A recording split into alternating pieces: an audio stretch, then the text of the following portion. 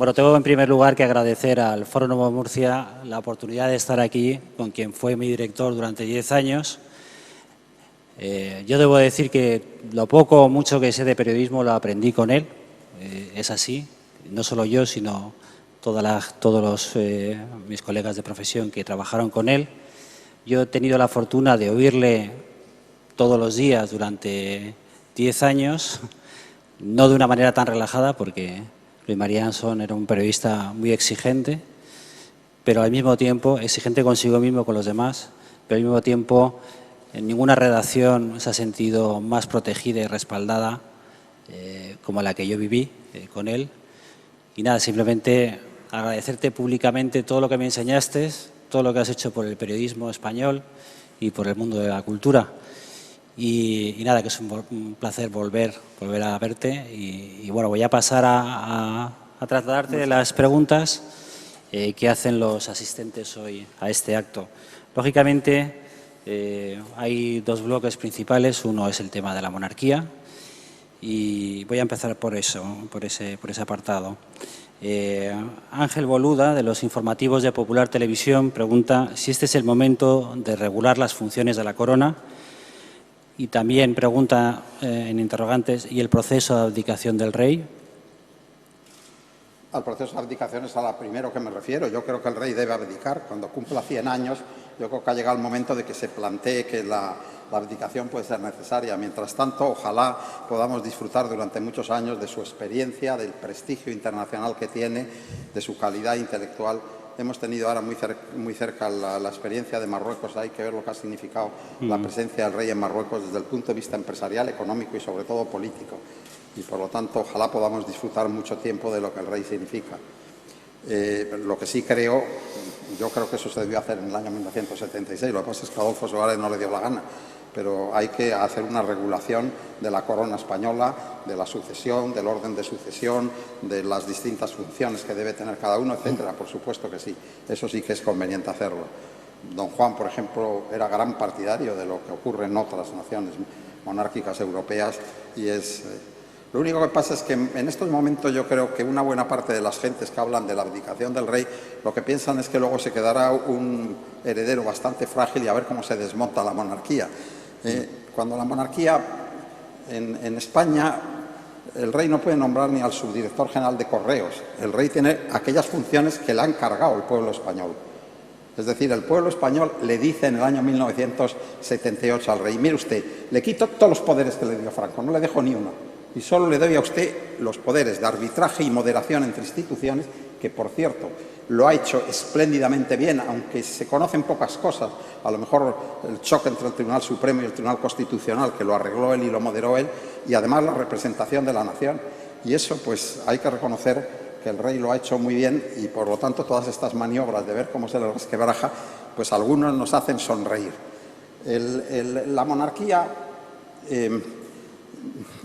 La monarquía hoy democrática es exactamente igual que la república, en tanto acepte que la soberanía nacional reside en el pueblo y que es el pueblo el que a través de la voluntad general libremente expresada hace las leyes. Y si a mí me preguntan qué prefiero yo, la república austriaca o la monarquía de ese sátrapa de Arabia Saudí, pues claro que prefiero la república austriaca. Pero si yo pregunto a cualquiera de ustedes qué prefieren, la monarquía de Noruega o la república de Mobutu Sese Seko del Congo o la de Pinochet en Chile, seguramente me dirán que prefieren la monarquía noruega. ¿Por qué? Porque la clave es el contenido de la forma de Estado, no la forma de Estado en sí mismo. Hay repúblicas que funcionan excelentemente bien en Europa y hay monarquías que se encuentran entre los países políticamente más libres del mundo, socialmente más justos, económicamente más desarrollados, culturalmente más progresistas. Miren ustedes, hace un par de meses o 3, en mayo, la ONU hizo, como todos los años, una relación de los 198 países que la forman por orden de calidad de vida y de desarrollo. Entre los 10 primeros países del mundo hay 7 monarquías parlamentarias. Entre los 15 primeros países del mundo hay 11 monarquías parlamentarias. España ocupa el lugar 19. No estamos ante un sistema caduco y un sistema superado, no estamos ante un sistema que funciona muy bien. Y que funciona muy bien porque en los sistemas parlamentarios las ventajas que tiene el sufragio universal de los siglos en la persona del que encarna la dinastía son bastante considerables. Ha habido un referéndum, monarquía o república, hace 8 o 9 años, en la nación más de vanguardia del mundo, que es Australia. Y los australianos, que tienen una reina un poco rara, la tienen a 15.000 kilómetros de distancia, yo creo que si se le llega a plantar en el referéndum, ¿qué prefiere usted? ¿Una república presidencialista como la norteamericana o una monarquía parlamentaria como la que tienen en ese momento? Tal vez se hubieran inclinado por la república presidencialista, pero entre una monarquía parlamentaria y una república parlamentaria, oiga usted, si todas las funciones que tiene el jefe del Estado en un sistema parlamentario es el arbitraje y la moderación y la representación de la nación, el arbitraje y la moderación lo va a hacer mucho mejor esa señora que la ciencia política se ha inventado la herencia para que no sea elegida por nadie, que ha sido elegida por la historia, que no una persona elegida por un partido al que los otros partidos no le van a hacer caso. Pongo un ejemplo. Vamos a suponer que hubiéramos tenido aquí república parlamentaria en España, régimen perfectamente aceptable y que no se puede rechazar por principios. ¿Quién hubiera sido el presidente de la República con Felipe González? Probablemente Narcís Serra. ¿Quién hubiera sido el presidente de la República con José María Aznar? Muy probablemente Federico Trillo. Muy probablemente. ¿Creen alguno de ustedes de verdad que en esas funciones que tiene la monarquía, que tienen los sistemas parlamentarios, en que el jefe del Estado arbitra y modera entre instituciones, lo hubieran hecho mejor que el rey? Que el rey que viene, que está al margen de los partidos. Cualquier decisión que hubiera tomado Narcís Serra no hubiera sido aceptada por el Partido Popular y viceversa.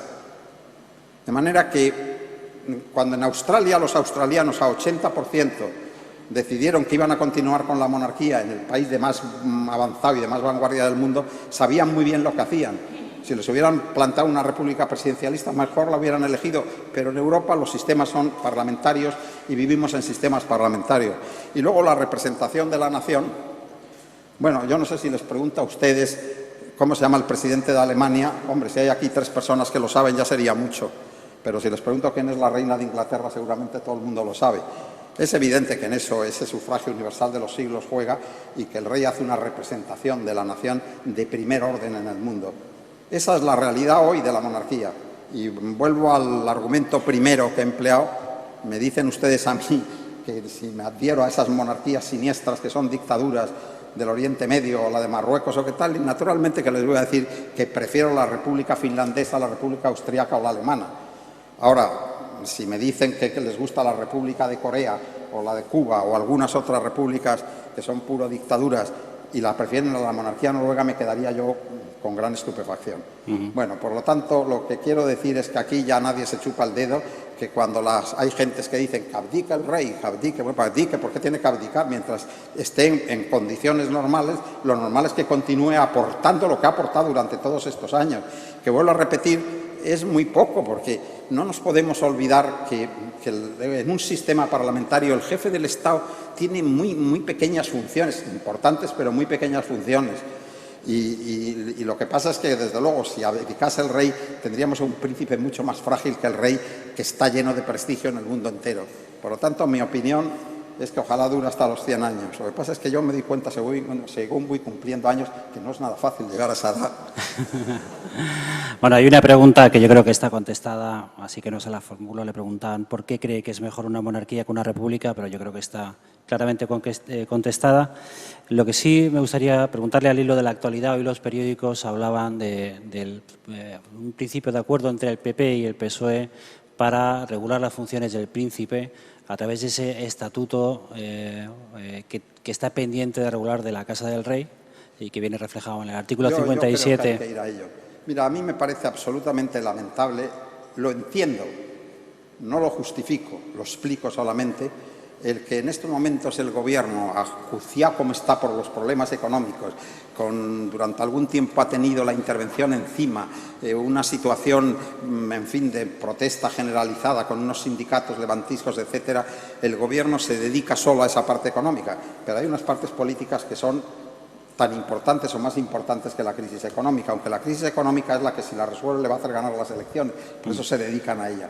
Pero naturalmente que hoy el Gobierno tiene que aceptar la mano esa tendida que le ha hecho el Partido Socialista y abordar una cuestión que es elemental, que no puede ser que algo del relieve que supone la sucesión en la jefatura del Estado no esté suficientemente regulado. Claro que creo que eso hay que regularlo. Hay también preguntas, lógicamente, sobre el tema de Cataluña. José Antonio Ruiz Vivo le quiere preguntar, a propósito de las declaraciones recientes de Esperanza Aguirre y también del ministro Wert, si hay un problema de españolizar Cataluña o de catalanizar España. ¿Qué es de las dos vías que A mí no me gusta ni una expresión ni la otra. Yo creo que Esperanza Aguirre, que está llena de cualidades y de aciertos, pues como estaba ahí ante un público catalán, quiso hacer una finta, y las otras fintas que se han hecho de españolizar Cataluña, de la única cosa que se trata es de decir, oiga usted, aquí se cumple y se hace cumplir la Constitución, que es lo que ha jurado el presidente del Gobierno. Lo que no puede estar el presidente del Gobierno es indiferente con lo que está ocurriendo en Cataluña. Habrá algunas maneras de reaccionar y de encauzar y de ordenar la situación en Cataluña, y eso pasa, como hemos visto antes con el artículo 168 de la Constitución, pasa por cumplir, que es lo que juró él ante el rey, y hacer cumplir la Constitución, que es lo que tiene que hacer a los catalanes. Tienen derecho, a los catalanes que quieren la secesión de Cataluña, en esta monarquía de todos, tienen derecho, es la libertad por la que hemos luchado tantos años. Ahora, naturalmente, sometiéndose a unas leyes. Las leyes fueron aprobadas también por los catalanes, la Constitución, y además hace muy poco tiempo, hace 30 y tantos años. Por lo tanto, si ustedes quieren modificar eso, plantéenlo dentro de la Constitución que aprobaron. Y si lo sacan adelante, pues mire usted, es que el pueblo español, que es el que tiene capacidad para decidir en el conjunto de la unidad de España, pues ha aceptado la secesión de Cataluña, en la que yo, por supuesto, no creo. Anteayer estuve además yo en ese acto, fue un desayuno, dijo Felipe González que la secesión de Cataluña, la independencia de Cataluña es imposible. Yo no sé si sería tan rotundo. Lo que sí es cierto es que con la Constitución en la mano es muy difícil que lo puedan sacar adelante. Y el pueblo español, en primer lugar, que es el autor de la Constitución, y quien tiene que interpretar y defender la Constitución, que son los tribunales de justicia, sobre todo el Constitucional, y el Gobierno, lo que tienen que hacer es exigir que se cumpla la Constitución. Y ahí están los artículos para que sigan. Aún más, hay también un artículo que Rajoy parece que no se lo ha leído, que es el 155, en el cual lo que se dice es, en caso de grave perjuicio para el conjunto de la nación, el Gobierno tiene la obligación de intervenir en la comunidad que esté creando ese perjuicio para la nación. Eso, el artículo 155 admite el que se suprima, que yo no creo que haya que hacerlo, quiero decirlo, la autonomía de Cataluña, como se hizo en Irlanda. En Irlanda se hizo 4 veces, la última vez en el año 2002, y el resultado ha sido muy positivo, porque hubo un momento en que los irlandeses se dieron cuenta, con el Reino Unido menos juegos. Aquí hay que aceptar las leyes del Reino Unido y, por lo tanto, las acataron y las aceptaron. Y aquí lo que hay que hacer es llevar al ánimo de los dirigentes catalanes que no se aceptará nada que no pase por lo que exige la Constitución. Hay preguntas ya de otro orden, también fundamentalmente políticas.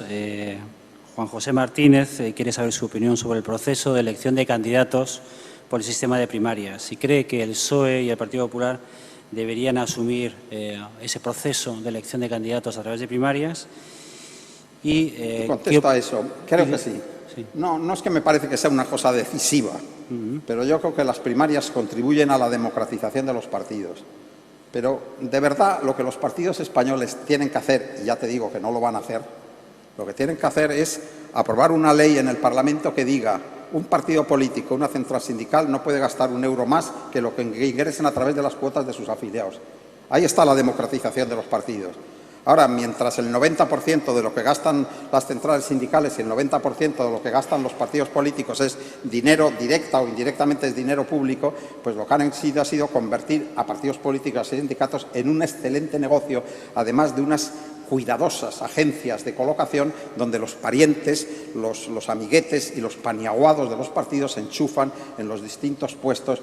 Nosotros tenemos en este momento en la Administración española, en las 4 administraciones, la central, la autonómica, la provincial y la municipal, tenemos 200.000 cargos públicos frente a Alemania, que tiene la 4ª parte.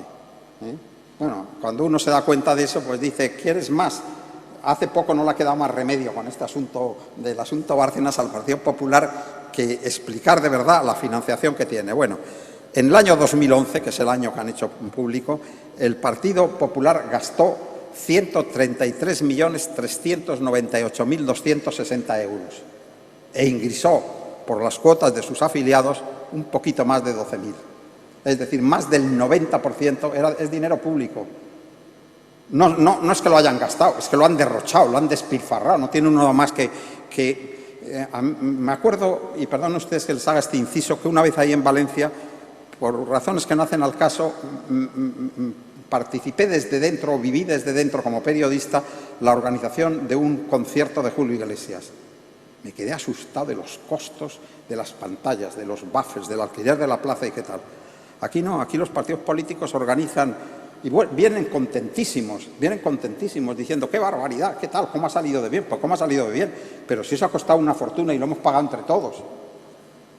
Y eso una vez lo escribí y no le gustó mucho al actual presidente del Gobierno, como también escribí cuando puso el grito en el cielo el Partido Popular, con el que yo me siento más cerca ideológicamente. Yo he sido toda mi vida independiente, no he pertenecido nunca a ningún partido, ni por supuesto perteneceré, pero el Partido Popular de pronto pues se puso a despotricar porque José Luis Rodríguez Zapatero empleaba un avión del Estado para ir a los mítines y qué tal.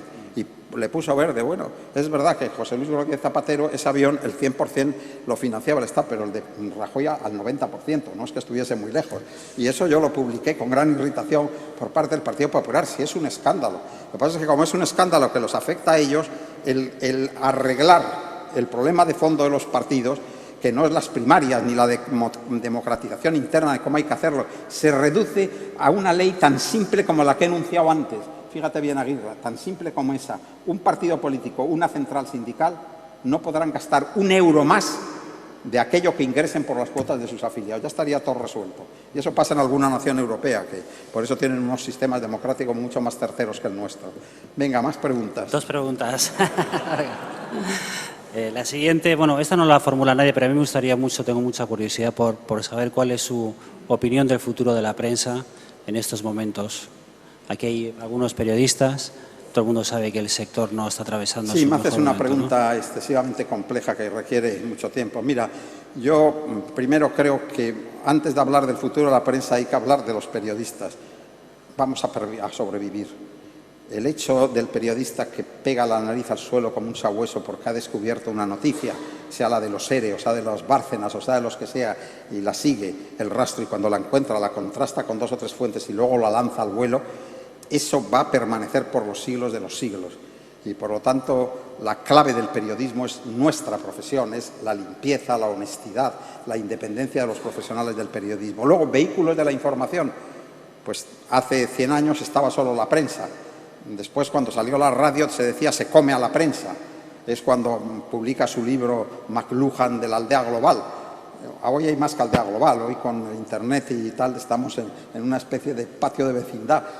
Después sale la televisión que también se iba a comer a la prensa y los medios han ido conviviendo porque cada uno ha comprendido el papel que le corresponde. En el caso del periódico impreso, hablado y audiovisual, al periódico hablado le corresponde dar la noticia, al audiovisual enseñarla y al periódico impreso le corresponde valorarla y analizarla.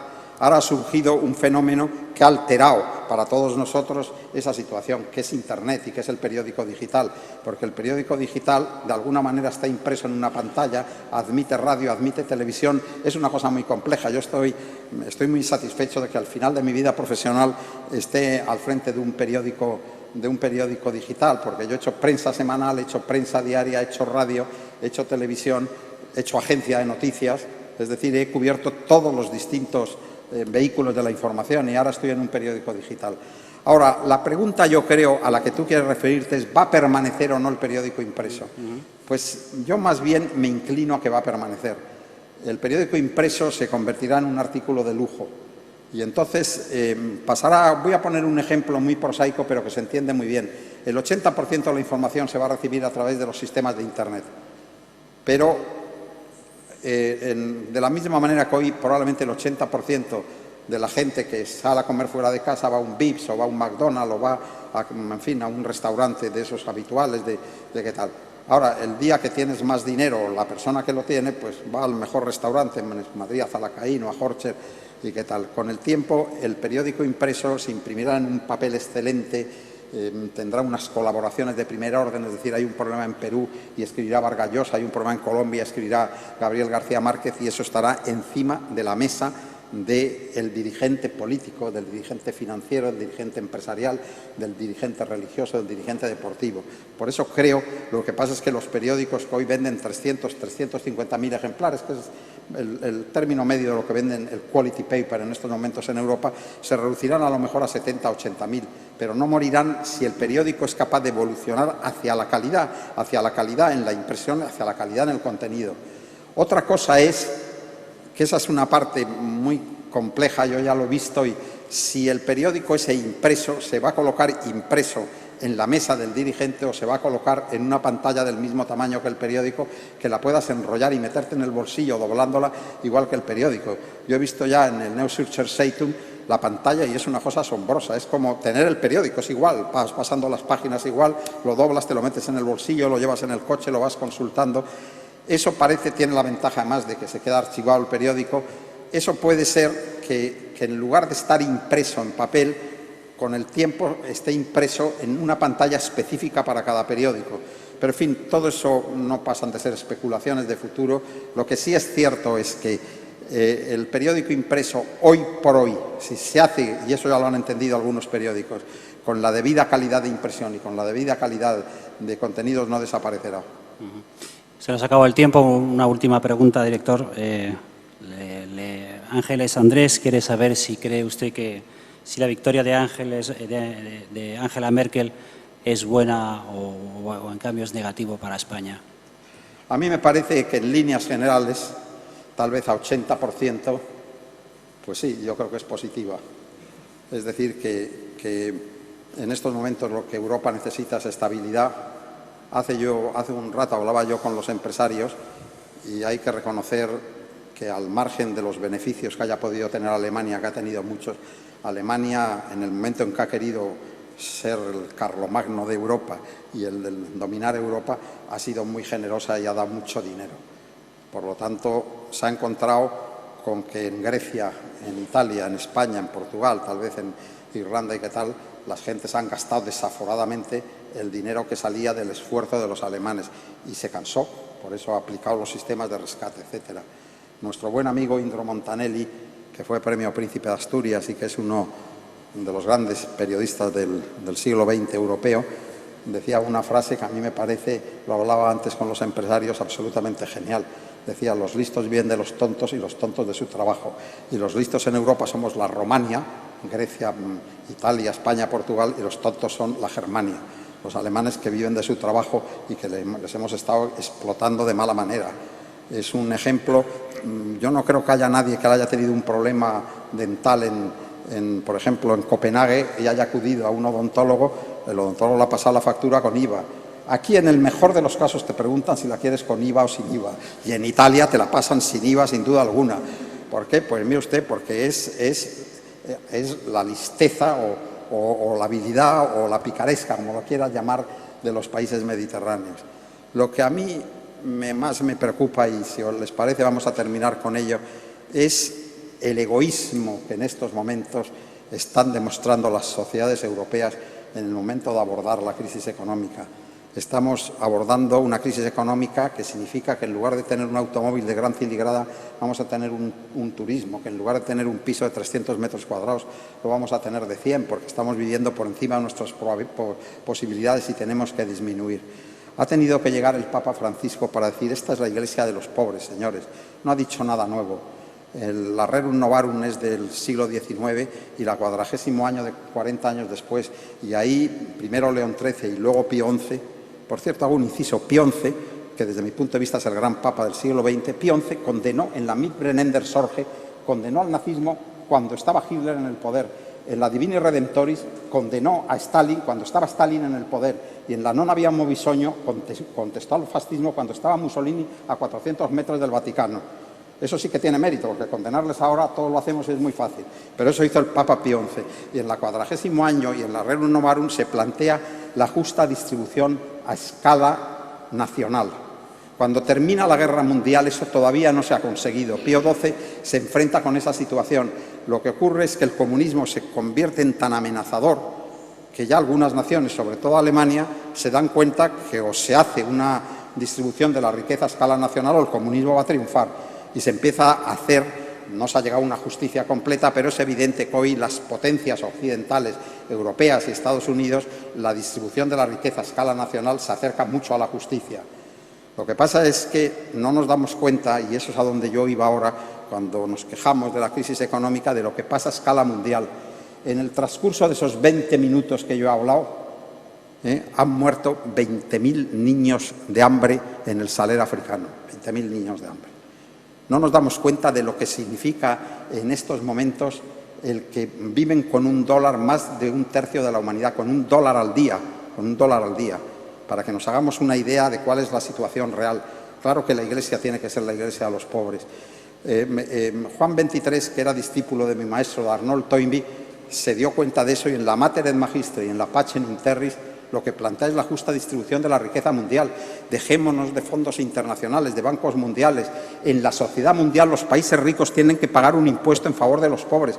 Otra cosa es que exijan que se administre bien ese dinero, que no se lo meta en el bolsillo el reyezuelo, el dictador de turno. Eso es perfectamente lógico, pero es imprescindible si queremos evitar los dos grandes males que nos asolan. Uno es la inmigración y el otro es el terrorismo. Pues las naciones débiles se defienden como pueden, se defienden con terrorismo y con inmigración. Después vino Pablo VI, que dio continuidad a la Mater et Magistra y a la Pacem in Terris con esa encíclica excepcional que es la Populorum Progressio, donde hace un planteamiento ya radical en torno al desafío, como dice él, del siglo XXI, que es la justa distribución de la riqueza mundial. Y en la Solicitudo Rei Socialis, Juan Pablo II vuelve a plantear de nuevo esa necesidad de la distribución de la riqueza a escala mundial, que es el desafío en el que estamos en el siglo XX, no la crisis esa que tenemos, que nos hace vivir un poquito peor y que tal, y que no nos damos cuenta de lo que significa, de lo que ha ocurrido, de lo que está ocurriendo en el mundo. Yo creo que Mao Zedong es el gran revolucionario del siglo XX, muy por encima de Lenin.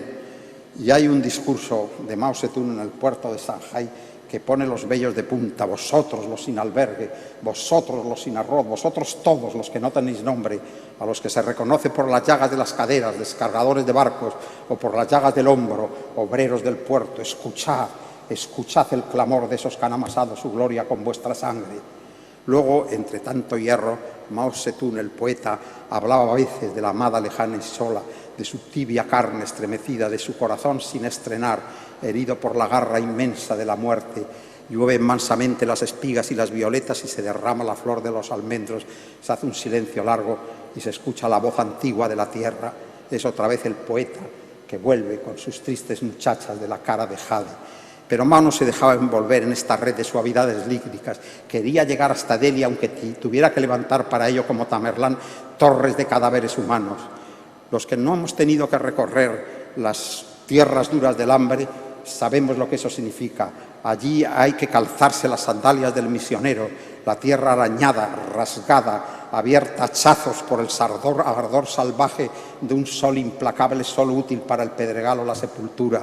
Media África, señores, media Asia es dolor, desesperación, tragedia, llanto, hambre, hambre. Allí viven los pueblos de la úlcera, los desheredados del mundo, los que claman justicia, los que a cambio del sudor de su frente solo piden que les den el arroz y el aceite.